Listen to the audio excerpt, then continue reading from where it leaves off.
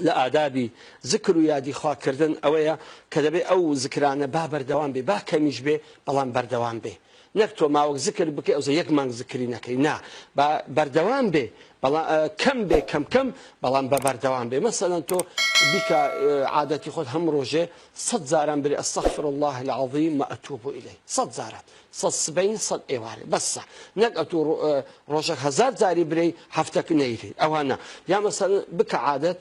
سبعينان 10 صلواتي ليدا إيواران 10 صلواتي ليدا في غمرة فرمي عليه الصلاة والسلام هر كسك بيانان 10 صلوات من الصليدا إيواران 10 صلوات من الصليدا من شفاعتي بودكم تماشى كما 10 صلوات بس دقيقة خلاص زبي تتواني أقر غيرة همة البرزة روجي بعد 100 صلوات ليدا بس من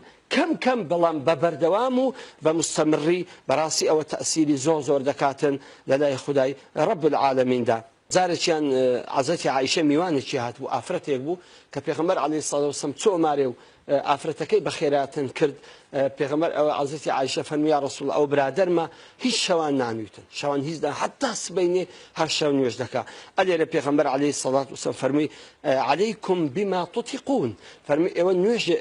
عبادتك بكن ذكرك بكن يادك بكن نوجك بكن كوا تحملي دكن كوا لسرتان زور قرزنيا باشا فرمي فوالله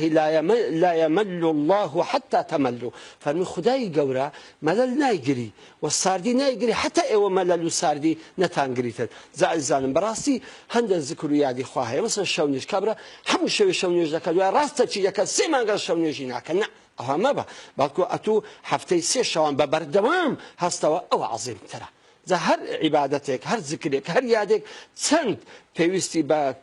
بەردەوام هەیە ئەوەندە با پوخت و کورد بێ بەڵام بە بەردەوام بێ